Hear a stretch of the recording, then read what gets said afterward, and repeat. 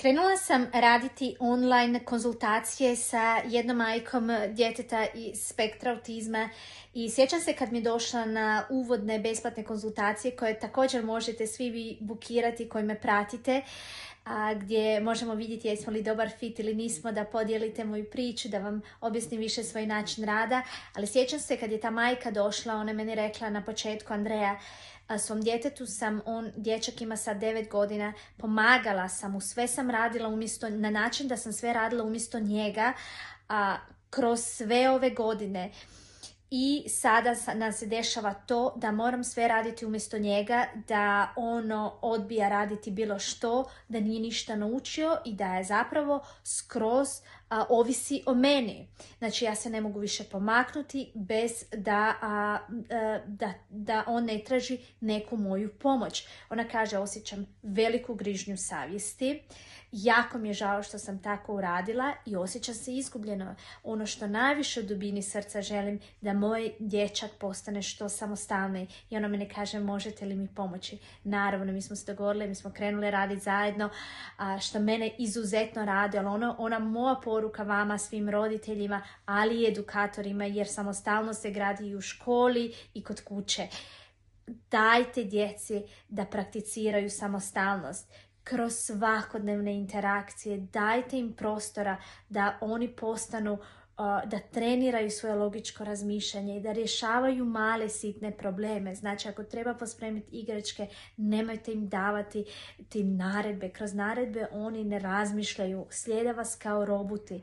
Ono što im morate im dati prostora da razmišljaju, morate im dati neku, možda ako im je pomoć potrebna na toj razini, dajte im ideju, dajte im komentar. Na primjer, vidim da su sve igračke na podu, nemamo mjesta, ili uradili smo veliki nered, ne možemo se micati po prostoriji ili tako dalje. Sad, ovisno o situaciji, ja tu baš precizno kad mi roditelji dođu da radimo konzultacije zajedno, da odradimo trening, onda ja u konkretnim situacijama roditelje educiram i treniram što i kako. Ali želim vam reći, ono što je jedna od najvećih karakteristika autizma jeste propuštene prilike za rast i razvoj. A propuštene prilike najmanje se događaju na sesiji nečeg ili u školi, najvažnije u svakodnevnoj interakciji s djetetom.